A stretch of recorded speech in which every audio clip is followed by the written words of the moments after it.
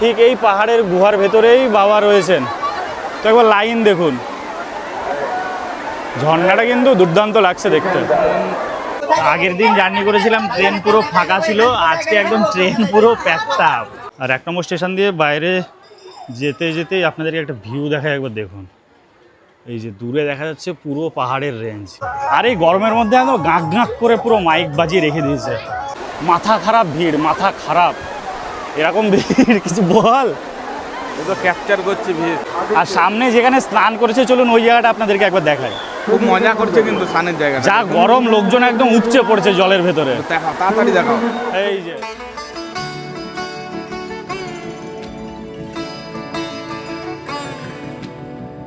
বর্ষাকাল মানেই দূরে কোথাও পাহাড়, ঝর্ণা আর সবুজের টানে ঘুরতে যাওয়ার একটা আলাদাই ইচ্ছা। আপনারাও নিশ্চয়ই বর্ষায় অনেক দূরে অনেক জায়গায় ঘুরতে যান, কিন্তু জানেন কি, কলকাতা থেকে খুব একটা দূরে নয়, ঝাড়খণ্ডের বুকেই লুকিয়ে আছে এমন এক অপূর্ব সুন্দর জায়গা, মতিঝর্ণা বা মতিনাথ ধাম। আর আজকের দিনটাও কিন্তু একটু বিশেষ। শ্রাবণ মাসের চতুর্থ সোমবার, চারপাশে বর্ষায় সবুজ, আর সেই সঙ্গে মহাদেবের টান। সব মিলিয়ে একদিনের জন্য বেরিয়ে পড়লাম মতিঝর্ণা বা মতিনাথ ধামের উদ্দেশ্যে। পাহাড়ি পথ, প্রকৃতির সৌন্দর্য আর মহাদেবের আশীর্বাদ। একদিনে এই ছোট্ট ট্রিপে কি কি অভিজ্ঞতা হলো, কেমন সেই মতিঝর্ণা বা মতিনাথ ধাম, আর বর্ষায় জায়গার রূপটা কতটা বদলে যায়, সবটাই দেখাবো আপনাদের আজকের এই ব্লগে। তাহলে চলুন আর দেরি না করে শুরু করি কলকাতার এত কাছে ঝাড়খণ্ডের এই অপূর্ব মতিঝর্ণা বা মতিনাথ ধামের যাত্রা। তো আপনারা থাম্বনেল দেখে বুঝতেই পেরে গিয়েছেন যে কোথায় যাচ্ছি। তো আজকেও যাচ্ছি ঝাড়খণ্ডের একটি অফবিট জায়গা, আর সেখানে রয়েছে মতিনাথ ধাম। তো এই মতিনাথ ধামেও কিন্তু শ্রাবণ মাসে প্রচণ্ড ভিড় হয়। তো আজকেও সোমবার পড়ে গিয়েছে, আজকে হচ্ছে আগস্ট মাসের 10 তারিখ। এখন ঘড়িতে সময় হচ্ছে 1:45। আজকে 10ই আগস্ট সোমবার, আর শ্রাবণ মাসের 4 নম্বর সোমবার। তো এই মতিঝর্ণা মতিনাথ ধামেও কিন্তু প্রচুর ভক্তবৃন্দরা ভিড় জমায় এবং বাবার মাথায় জল ঢালে। তো এই উৎসবে আমি আর অভিও কিন্তু আজকে অংশগ্রহণ করছি।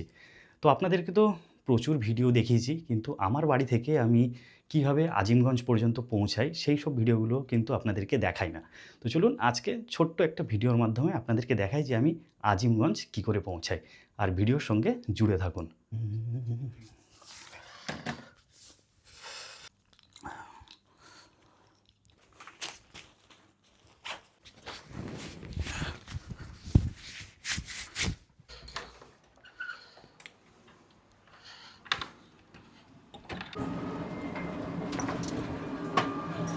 বাড়ির সামনে থেকে এই যে অভিও উঠলো টোটোতে।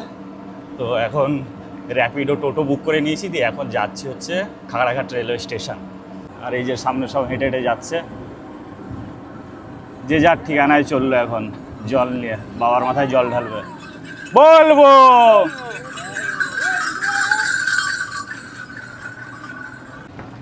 এই যে আমরা এসে পৌঁছালাম খাগড়াঘাট স্টেশন। এখন খাগড়াঘাট রেলওয়ে স্টেশনে পৌঁছে গেলাম। আর এই খাগড়াঘাট রেলওয়ে স্টেশন থেকে আমরা এখন ট্রেন ধরবো, ট্রেন ধরে যাব হচ্ছে আজিমগঞ্জ রেলওয়ে স্টেশন। রাত্রিবেলায় লোকাল ট্রেন নাই, সেজন্য এক্সপ্রেস ট্রেন ধরে যেতে হবে। 30 টাকা লাগবে মাথা পিছু, 14 কিলোমিটার রাস্তা, 30 টাকা। আর যদি আমরা লোকালে যেতাম তাহলে 10 টাকা ভাড়া পড়তো। খাগড়াঘাট রেলওয়ে স্টেশনে বসেই আছি। আর আমাদের আজিমগঞ্জ যাওয়ার ট্রেন আছে 3টের দিকে, কাটিয়ার এক্সপ্রেস।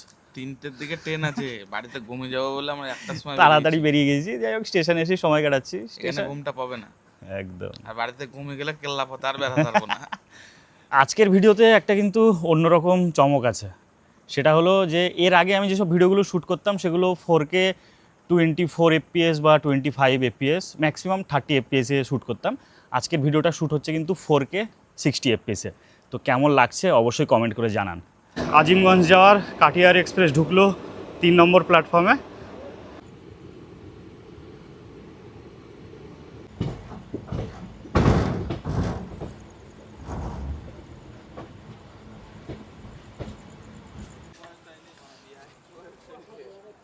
এখন ঘড়িতে সময় 3:45 আর আমরা এসে পৌঁছালাম আজিমগঞ্জ রেলওয়ে স্টেশন।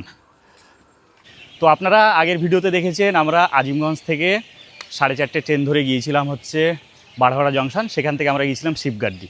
তো আজকেও সেম ট্রেনে করে আমরা যাচ্ছি হচ্ছে মতিঝর্ণা। তো মতিঝর্ণা বলে কোনো স্টেশন নেই, আমরা আজকে নামবো হচ্ছে মহারাজপুরে। তো চলুন আজকে ভোলে বাবার নাম নিয়ে আবার যাত্রা শুরু করি। তো সবাই মিলে হর হর মহাদেব। চলুন, আমাদের ট্রেন দিয়ে দিয়েছে 1 নম্বর প্ল্যাটফর্মে। এখন টাইম হচ্ছে 4টে, ট্রেন ছাড়বে 4:30। 4:30। আর আমাদের train Azimganj Sahebganj memo passenger ছাড়লো পুরো 4:30-এ, একদম রাইট টাইমে আমাদের ট্রেন ছাড়লো। তো এই ট্রেনেও আমি আগের জার্নি করেছি, মানে আগের ভিডিওতে আপনারা দেখেছেন, মানে শিবগাড্ডির ভিডিও আপনারা যারা দেখেছেন, আমি কিন্তু সেম ট্রেনে জার্নি করেছিলাম। তো মহারাজপুর পৌঁছাতে সময় লাগবে প্রায় 3.5 ঘন্টা, মানে আমরা সকাল 8টা নাগাদ মহারাজপুরে পৌঁছাবো।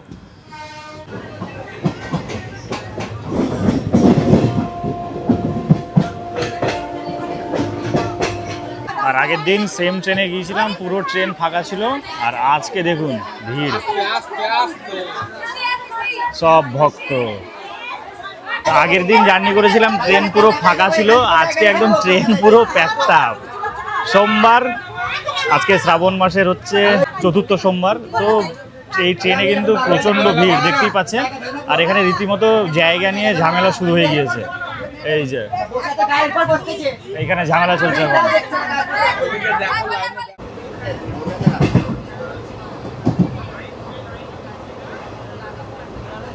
এখন আমরা পার করছি সাগরদিঘি পাওয়ার প্ল্যান্ট, এটার নাম হলো পিডিসিএল। চিমনিগুলো একবার দেখুন কি বিশাল বিশাল, যা গার্ড হয়ে গেল গাছে। আর এই দিকের যে চিমনিগুলো দেখতে পাচ্ছেন, এগুলো হলো সব জলের চিমনি, জলগুলো বাষ্প হচ্ছে, দিয়ে সব ধোঁয়া উঠছে।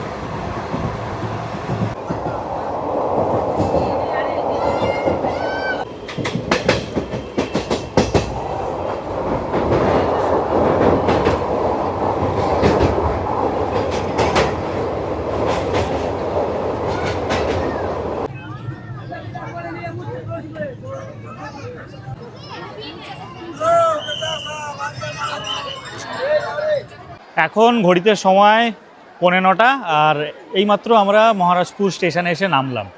তো এই মহারাজপুর স্টেশনে এত ভিড় কিন্তু জীবনে আগে দেখিনি। আর জীবনে আমি জানতাম না যে এত ভিড় হবে। আমি ভেবেছিলাম হবে হালকা ফুলকা, প্রচুর ভক্ত, প্রচুর প্রচুর। এখানে ব্যাপারটা হচ্ছে ট্রেন থেকে নেমে পাশে গঙ্গা আছে, জল তুলে সব যাবে, বেশিটা না অল্পটা, তাও হেঁটে যাবে সব। আর 1 নম্বর স্টেশন দিয়ে বাইরে যেতে যেতেই আপনাদেরকে একটা ভিউ দেখায়, একবার দেখুন। এই যে দূরে দেখা যাচ্ছে পুরো পাহাড়ের রেঞ্জ, কি দারুণ লাগছে একবার দেখুন। আর এদিক দিয়ে আমরা এখন বাইরে যাব।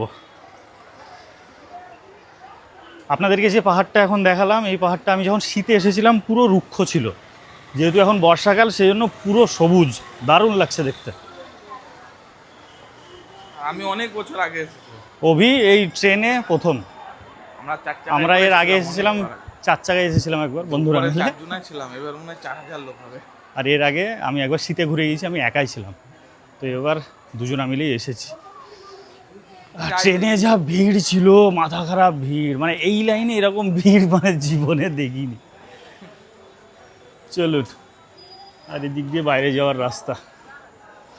মহারাজপুর স্টেশনের একদম বাইরে চলে এসেছি। আর এখানেই দেখুন, অন্যান্য সময় কিন্তু এই সামনে কিন্তু অটো বা টোটো থাকে না, ঠিক এই দিক দিয়ে রাস্তা, এদিক দিয়ে গিয়ে একটু দূরে অটো স্ট্যান্ড রয়েছে। তো এই শ্রাবণ মাস উপলক্ষে একদম স্টেশনের সামনেই কিন্তু অটো, তো বেশ ভালোই হলো। আর স্টেশনের সামনাসামনি আপনাদেরকে একবার পাহাড়ের ভিউটা দেখায়। এই হলো পাহাড়টা কিন্তু দারুণ লাগছে, পুরো সবুজ হয়ে আছে, দারুণ। আমরা মহারাজপুর তো পৌঁছে গেলাম, এখান থেকে আমরা টোটো করে পৌঁছাবো হচ্ছে মতিঝর্ণা। কিন্তু আপনারা যারা কলকাতা থেকে আসবেন কি করে সেটা এখনও বলা হয়নি, তো বলে দিই। আপনারা যারা কলকাতা থেকে এই মতিঝর্ণা ঘুরতে আসবেন ভাবছেন, মতিঝর্ণার সবথেকে কাছের স্টেশন হলো এই মহারাজপুর। তো মহারাজপুরে কিন্তু কোনো এক্সপ্রেস ট্রেন দাঁড়ায় না। তো আপনারা একটা কাজ করতে পারেন, আপনারা এক্সপ্রেস ট্রেনে করে রামপুরহাট চলে আসতে পারেন। সকালবেলায় রামপুরহাট থেকে সাহেবগঞ্জগামী একটা মেমো প্যাসেঞ্জার আছে, সেই মেমো প্যাসেঞ্জারে করে আপনারা কিন্তু এই মহারাজপুর স্টেশনে নেমে পড়তে পারেন। আর তাছাড়াও আপনারা শিয়ালদা থেকে বা হাওড়া থেকে সাহেবগঞ্জগামী যে কোনো ট্রেন ধরে সাহেবগঞ্জে নেমে পড়তে পারেন। সাহেবগঞ্জ থেকে আপনাদেরকে টোটো করে ব্যাকে আসতে হবে এই মহারাজপুরে। সাহেবগঞ্জ থেকে মহারাজপুরের বাই রোড ডিস্টেন্স প্রায় 14 থেকে 15 কিলোমিটার। তো এই হলো রুট। তো আপনারা আপনাদের সুবিধা অনুযায়ী আসতেই পারেন। আর এখানে যা দেখা যাচ্ছে স্টেশনের বাইরে কিন্তু মেলা বসে গিয়েছে। আর এই দুপা হেঁটেই আমরা চলে এলাম হচ্ছে অটো স্ট্যান্ড বা টোটো স্ট্যান্ড। এই অটোতে করে আমরা এখন পৌঁছাবো হচ্ছে মতিঝর্ণা। আর আপনারা যদি অটোতে করে যান তাহলে শেয়ারে খরচ পড়বে হচ্ছে মাথা পিছু 20 টাকা করে। তো এখন এই এনএইচ দিয়ে সবাই হাঁটা শুরু করেছে, একদম গিয়ে পৌঁছাবে মতিঝর্ণা। এখান থেকে মোটামুটি 3.5 থেকে 4 কিলোমিটার রাস্তা। আর সামনে পাহাড়টা দেখা যাচ্ছে, একবার দেখুন কি দারুণ লাগছে দেখতে।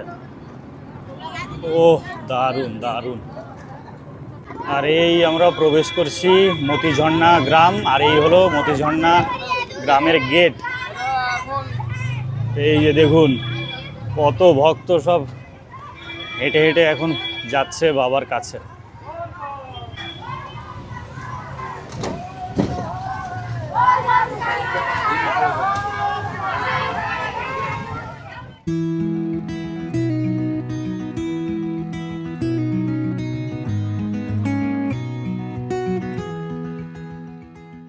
আমরা টোটোতে যেতে এখন একটা জায়গায় হেঁটে যাচ্ছি, কারণ একটা জায়গায় এমন ঢালু এসেছিলো টোটো আর টানতে পারছিলাম না, সেজন্য সবাই নামলাম।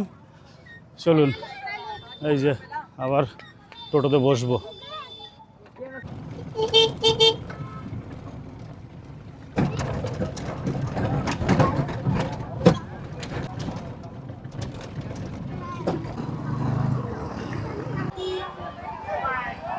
আমাদের টোটো ঠিক এই জায়গায় এসে নামিয়ে দিল। আর এটাই হলো স্ট্যান্ড। এই যে দেখতে পাচ্ছেন এখানে সব টোটো দাঁড়িয়ে আছে। আর আমরা ঠিক এই ডান দিক দিয়ে সোজা এই দিকে যাব হচ্ছে এখন মতিনাথ ধামে। চলুন দেরি না করে এগাই। আর যা দেখা যাচ্ছে রোদ্দুর ভালোই আছে, মানে যেটা ভেবেছিলাম তার থেকে ডবল ভিড় হয়ে গেছে, 3 ডবল দিয়েছে ভিড়। তাই মানে এতটা ভিড় মানে ভাবতেই পারিনি। চলুন এখন ধামের দিকে হাঁটা দিই আস্তে আস্তে। আমরা এসেছি, দেখি আমরা কতটা কি দেখতে রোদ্দুর পাই। উঠেছে ভালোই, গরম ভালোই আছে। जो इच्छा मेरी माँ मोतीनाथ बाबा धाम में 10 रुपया 5 रुपया। আর এই মতিঝর্ণার এখানে রীতিমতো মেলা বসেছে, দেখতে পাচ্ছেন প্রচুর ধরনের জিনিস এখানে বিক্রি হচ্ছে। এইটুকুটা বেশ ঠান্ডা ঠান্ডা, চারিদিকে গাছ, বড় বড় সব খাওয়া স্টল বসেছে, লুচি পরোটা ছোলা মাখানি, প্রচুর ধরনের জিনিস বিক্রি হচ্ছে। আর ভিড় কিন্তু প্রচণ্ড ভিড়, প্রচণ্ড। আর বাঁ দিকে যে জায়গাটি দেখতে পাচ্ছেন এই জায়গাটি হলো কার পার্কিংয়ের এরিয়া। বর্তমানে এটা এখন স্টল হয়ে গেছে, সব স্টল বসেছে নানান ধরনের। আর এই যে এই দিক দিয়ে সোজা মতিঝর্ণার রাস্তা, প্রচুর দোকান বসেছে, প্রচুর। এই যে দেখতেই পাচ্ছেন সব। তো একটা আলাদাই ব্যাপার, এইরকম মতিঝর্ণা আগে কখনোই দেখিনি। এখন মতিঝর্ণা গেটের সামনে দাঁড়িয়ে আছে, ওই তো বাঁদর দেখুন, এখানে কিন্তু প্রচণ্ড বাঁদরের উৎপাত। আর এই হলো টিকিট কাউন্টার। টিকিট কাউন্টার শ্রাবণ মাসে পুরোই বন্ধ, তো সব ভক্তবৃন্দরা এমনি প্রবেশ করছে। চলুন, আপনারা যদি অফ সিজনে আসেন তাহলে কিন্তু আপনাদেরকে টিকিট কেটেই ভেতরে প্রবেশ করতে হবে। টিকিট মূল্য 5 টাকা পড়বে। আর আজকে পুরো ফ্রি। চলো চলো চলো চলো চলো।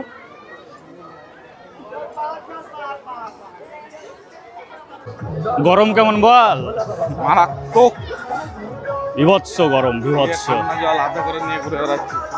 আর এই গরমের মধ্যে একদম গাঁক গাঁক করে পুরো মাইক বাজিয়ে রেখে দিয়েছে, এটা ঠিক না। হালকা পুতলা গান চালাক ভোলেনাথের, ভালো লাগবে ব্যাপারটা, পরিবেশটা ভালো হবে। একদম ফুল সাউন্ডে মাইক চলছে। আর মতিঝর্ণায় এত ভিড় হবে আমরা জীবনে ভাবতে পারিনি যে এই পরিমাণে ভিড় হবে। আমরা ভেবেছিলাম হয়তো ভিড় হবে, বিশাল জোরে বক্স বাজছে, এইটুকু পার হয়ে যায় তারপরে কথা বলছি। এই যে এখানে সব সেট আপ লাগিয়েছে, গাঁক গাঁক করে, এই যে সব চোং, ফুল স্পিডে চোং বাজছে।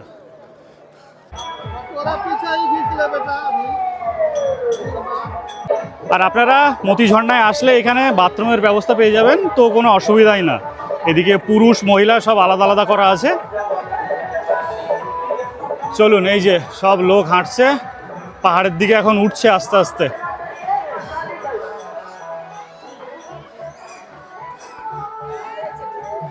চলো চলো।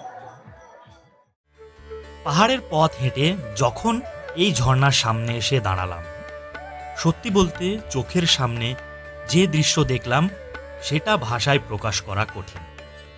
চারপাশে অসংখ্য ভক্তবৃন্দ, কেউ পুজো করছেন, কেউ ঝর্ণার জলে স্নান করছেন, আবার অনেকে এসেছেন শুধু এই অপূর্ব প্রকৃতিকে উপভোগ করতে। সব মিলিয়ে মুহূর্তটা যেন ভক্তি আর প্রকৃতির এক অপূর্ব মেলবন্ধন। আর এই দৃশ্যটা নিজের চোখে দেখে সত্যি মনটা অদ্ভুত আবেগে ভরে গেল। এখন ঝর্ণার সামনাসামনি সাঁকোটাতে দাঁড়িয়ে আছি, মানে মাথা খারাপ ভিড়, মাথা খারাপ। এরকম ভিড় কিছু বল। ও তো ক্যাপচার করছে ভিড়, স্ট্যাটাস মানে সত্যি বাবার বাইরে ভিড়। উফ। আর ভিড়ের সঙ্গে প্রচণ্ড গরম। সামনে দেখায় ঝর্ণা, দারুণ লাগছে। কিন্তু শীতে যখন এসেছিলাম তখন তো একেবারে সেই ঝিরঝির করে জল পড়ছিল, এখন তাও মোটামুটি ঠিক আছে। তাও কদিন আগে যখন একটু বেশি ভারী বর্ষা হয়েছিল তখন কিন্তু ভালো জল ছিল, এখন এই পরিস্থিতি। আর ভিড় দেখুন একবার, শুধু ভিড়। এই দিকের লাইনটা পুরো গিয়েছে মতিনাথ ধাম, ওই যে মতিনাথ ধামের গেট দেখতে পাচ্ছেন, আর ঠিক এই পাহাড়ের গুহার ভেতরেই বাবা রয়েছেন। তো একবার লাইন দেখুন, ঝর্ণাটা কিন্তু দুর্দান্ত লাগছে দেখতে। মানে এ লাইন সে লাইন নয়, মানে এই লাইনে দাঁড়িয়ে ভিতরে যাওয়া মানে সত্যি সত্যি বাবার দর্শন পাওয়া। সব ভোলেনাথের টানে এসছে। হর হর আর আর মহাদেব। মহাদেব, যারা যে জল ঢালছে ভেতরে গিয়ে তারা সত্যি পুণ্য করছে এখানটায়। এত মারাত্মক কষ্ট করে ভিড়। এসে। মানে এই যে লাইনে দাঁড়িয়ে থাকা মানে ভাবার বাইরে। তো আমরা আর ভেতরে প্রবেশ করতে পারবো না, যেহেতু জুতো পরে আছি। ভিডিও করতে আমরা তো ভিডিও পারপাসেই এসেছি, জল ঢালার হলে খালি পায়ে আসতাম, জলও ঢালতাম ভেতরে। তো দেখি কিছুক্ষণ এখানে সময় কাটাবো, তারপরে আবার বাড়ির পথে রওনা দিতে হবে। ট্রেন আছে 12টা 15 দিক করে। আর সামনে যেখানে স্নান করেছে, চলুন ওই জায়গাটা আপনাদেরকে একবার দেখায়। খুব মজা করছে কিন্তু স্নানের জায়গাটা। যা গরম, লোকজন একদম উপচে পড়ছে জলের ভেতরে। দেখাও, তাড়াতাড়ি দেখাও। এই যে সামনে এখানে স্নান করার জায়গা, আর এই যে সবাই স্নান করছে এখানে আপাতত।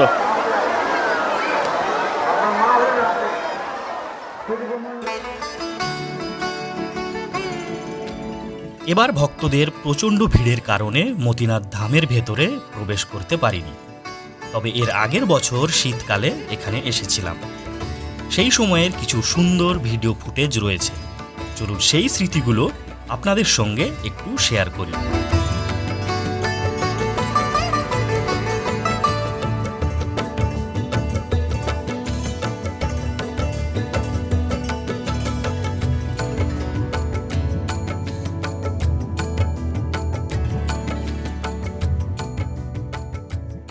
আর আপনারা যদি মতিঝর্ণায় আসেন তাহলে কিন্তু পাহাড় ট্রেক করেও কিছুটা উপরে উঠতে পারবেন। আর কোন জায়গায় উঠতে পারবেন সেটা একবার দেখিয়ে দিই আপনাদেরকে। এই যে দূরে ঝর্ণা দেখতে পাচ্ছেন,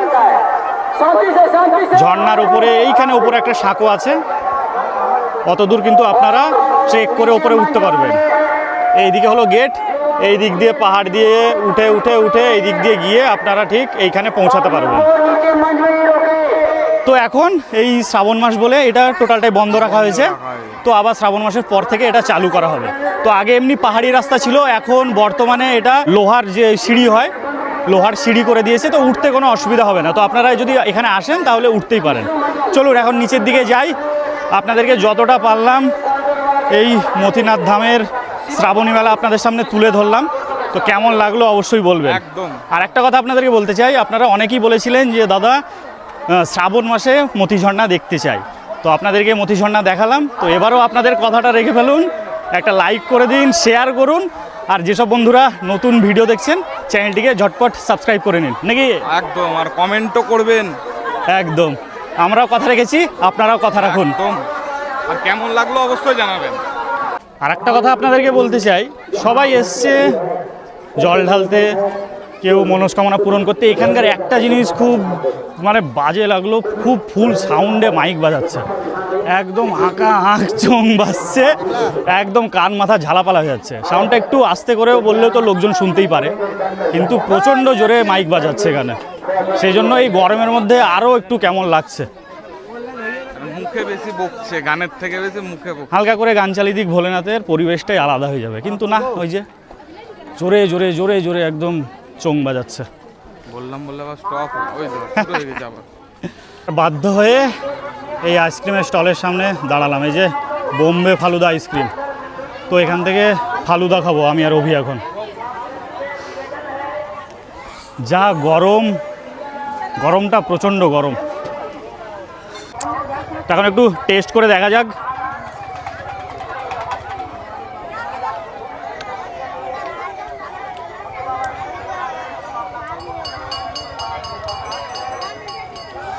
চামচটা একটু কমজোরি হয়ে গেছে।